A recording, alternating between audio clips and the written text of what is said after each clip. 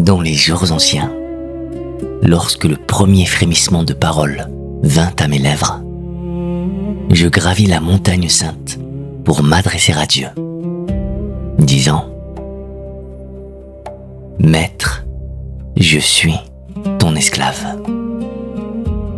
Ta volonté cachée est ma loi, et je t'obéirai à jamais.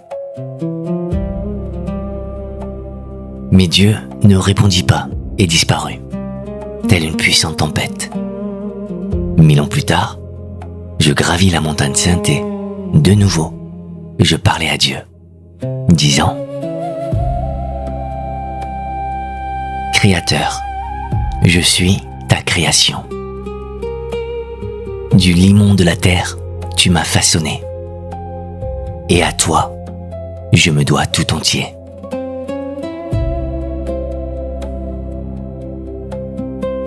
Et Dieu ne répondit pas, mais disparut, comme un millier d'ailes agiles.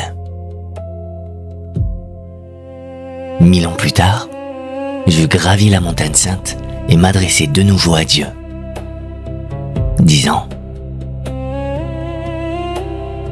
Père, je suis ton fils. Par pitié et amour, tu m'as donné naissance. Et à travers l'amour et l'adoration, j'hériterai de ton royaume.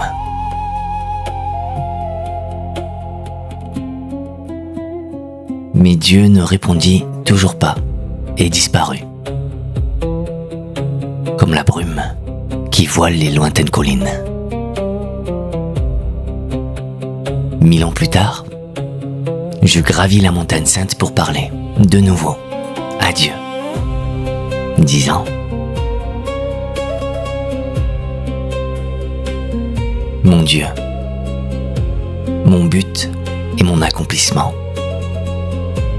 Je suis ton hier et tu es mon demain. Je suis ta racine dans la terre et tu es ma fleur dans le ciel. Et ensemble, nous croissons à la face du soleil.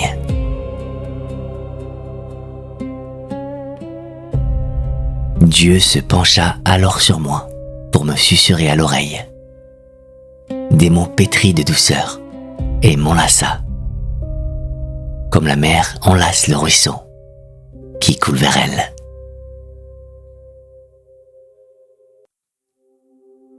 Et quand je descendis dans les vallées et les plaines, Dieu y était aussi.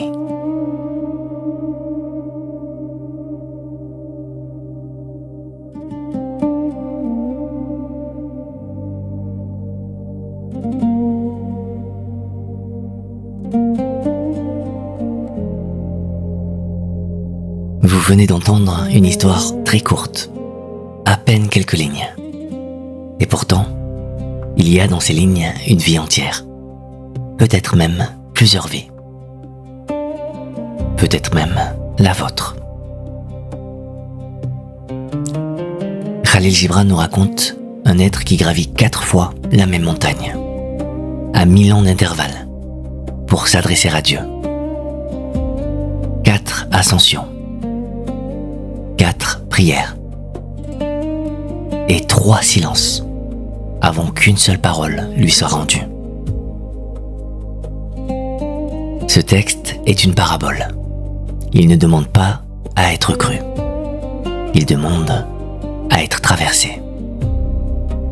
Alors, traversons-le ensemble, lentement, comme on marche dans un lieu que l'on pressent sacré, sans savoir encore pourquoi. Le sol y semble plus vrai sous nos pas.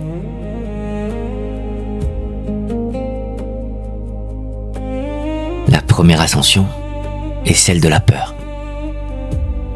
L'être gravit la montagne et dit : Je suis ton esclave. Regardez bien ces mots. Il ne dit pas : Je t'aime. Il ne dit pas : Je te cherche. Il dit : Je t'obéis. Il se place en dessous. Il se fait petit. Il espère que sa soumission sera sa protection. Et c'est un geste que vous connaissez. Vous l'avez fait. Peut-être pas devant Dieu, mais devant la vie. Devant un père. Devant une autorité. Devant votre propre peur de ne pas suffire. Vous avez dit, avec le corps ou avec le silence, je me soumets, alors épargne-moi.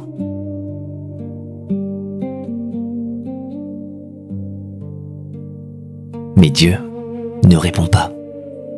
Il disparaît comme une tempête.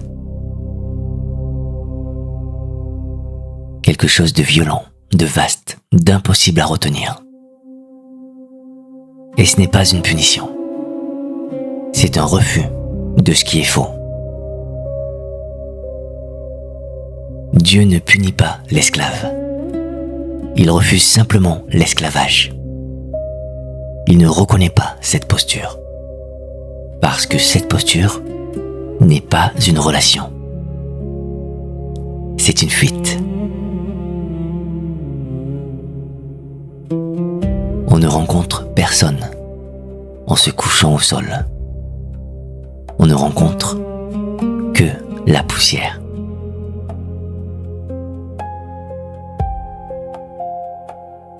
La deuxième ascension est celle de la dette.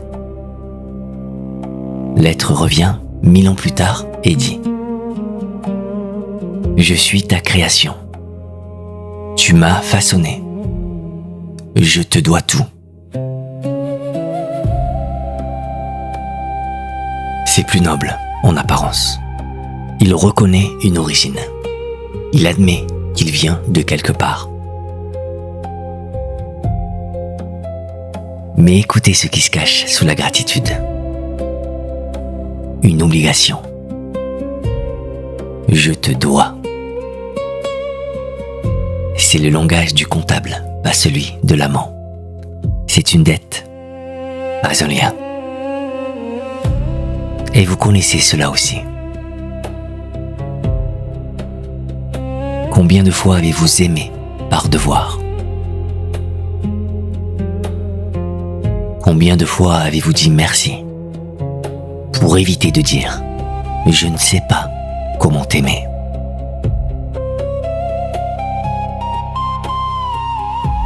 La dette remplace le lien quand on n'ose pas encore être libre. Et la gratitude qui enchaîne n'est qu'une autre forme de cage. Dieu ne répond pas.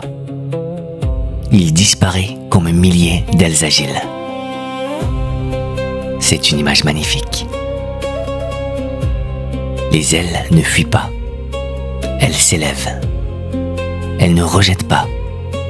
Elles montrent une direction. Elles disent plus haut, plus loin. Tu n'es pas encore là où tu dois être.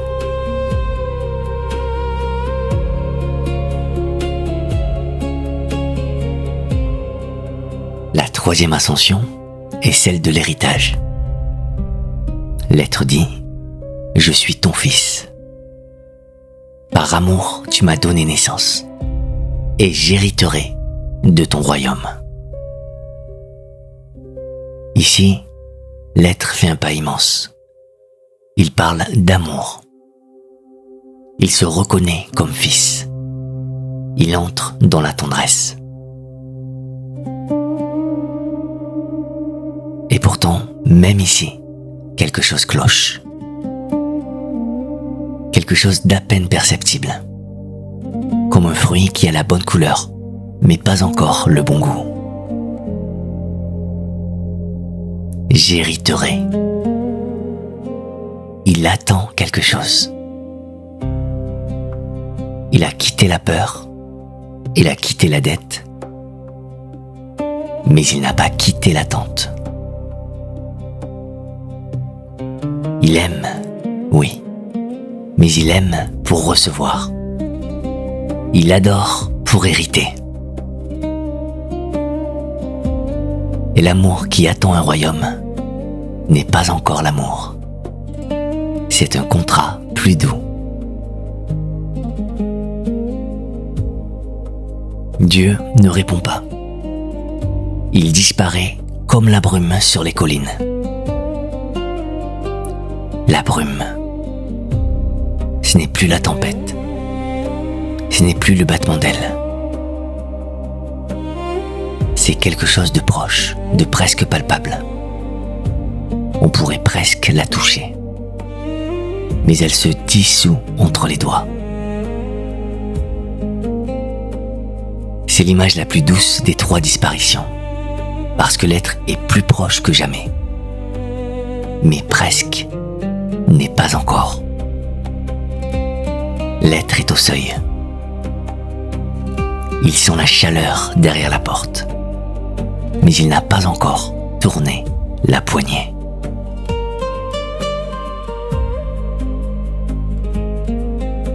Et puis vient la 4e ascension.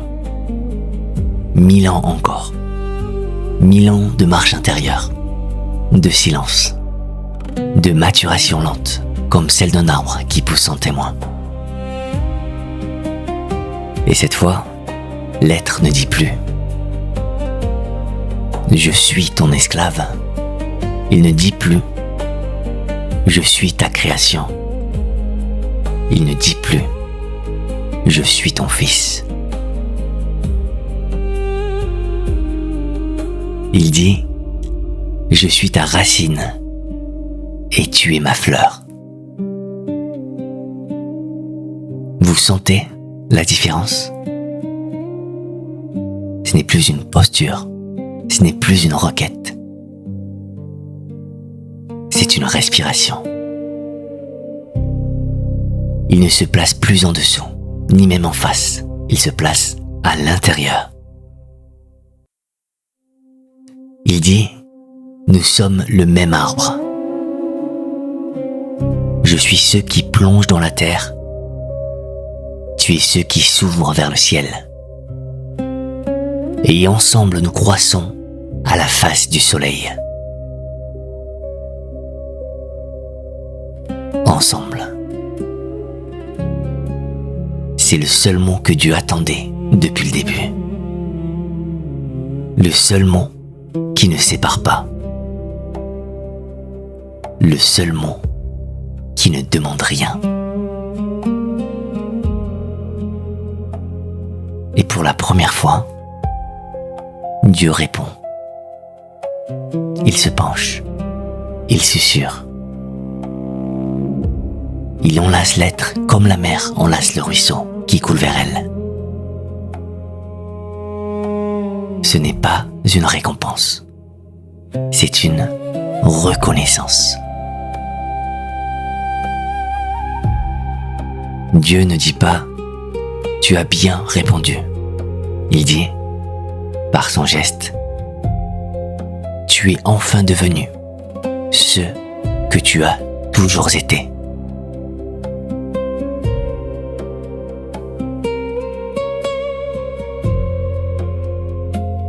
Et maintenant, laissez-moi vous confier ce que cette histoire murmure sous ces mots.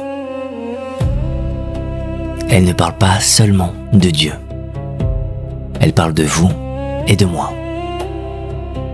De la manière dont nous apprenons à aimer. De la manière dont nous grandissons, non pas en ligne droite, mais en spirale. En revenant toujours au même endroit, avec les yeux un peu plus ouverts. La montagne est la même à chaque ascension. Seul l'être qui la gravit a changé. Et ce que Gibran nous montre, c'est que Dieu, la vie, l'amour, appelez-le comme vous le sentez, ne répond pas à la soumission, ne répond pas à la dette, ne répond pas à l'attente d'un héritage. Il répond à l'union. Il répond quand vous cessez de vous tenir devant lui et que vous commencez à vous tenir en lui. Comme le ruisseau ne demande pas à la mer de l'accueillir.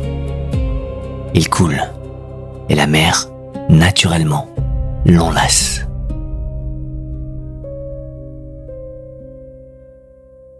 Et il y a une dernière chose dans ce texte. Une chose que l'on pourrait manquer si l'on va trop vite. Relisez la fin. Quand l'être descend dans les vallées et les plaines, Dieu y est aussi. Pas sur la montagne, pas dans le temple, pas dans le lieu sacré, dans la plaine, dans la vallée, dans la vie ordinaire, les gestes simples, le pain que l'on coupe, la route que l'on prend chaque matin.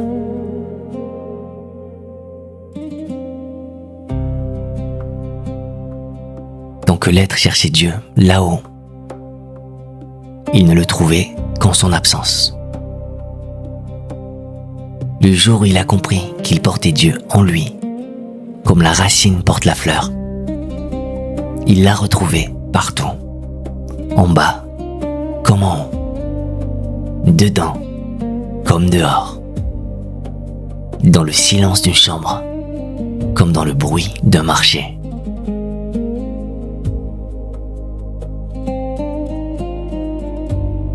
Le sacré n'est pas un lieu. Le sacré est un regard. Et cette vérité, vous pouvez l'appliquer à tout ce que vous vivez. À la manière dont vous aimez vos proches. À la manière dont vous vous regardez dans le miroir. À la manière dont vous traversez vos épreuves. Tant que vous vous tenez en dessous de la vie, en esclave de vos peurs, elle vous frappe comme une tempête. Tant que vous vous croyez redevable, elle s'envole hors de votre portée. Tant que vous attendez qu'elle vous donne quelque chose en échange de votre amour, elle se dissout entre vos doigts comme de la brume.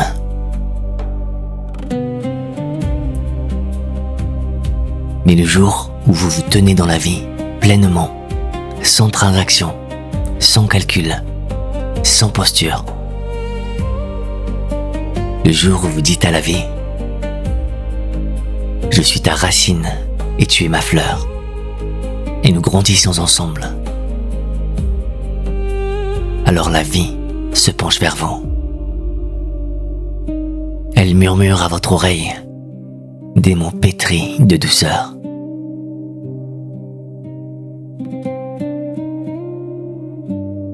Elle vous enlace, non pas parce que vous l'avez mérité, mais parce que vous avez cessé de croire qu'elle vous était extérieure.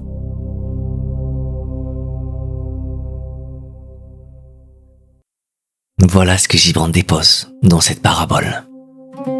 Comme on dépose une graine dans une terre que l'on ne verra peut-être pas fleurir. Il ne vous dit pas comment prier. Il ne vous dit pas en quoi croire. Il vous dit ceci et ceci seulement. Vous n'êtes pas séparés de ceux que vous cherchez. Vous ne l'avez jamais été. La montagne n'était pas le chemin vers Dieu. Le chemin vers Dieu, c'était de comprendre que la montagne, la vallée, la plaine, la tempête, les ailes, la brume, le ruisseau et la mer,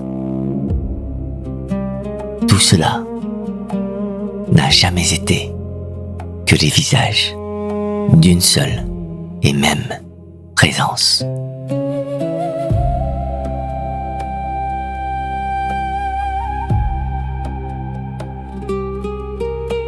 Et cette présence, vous la portez en vous depuis le premier jour.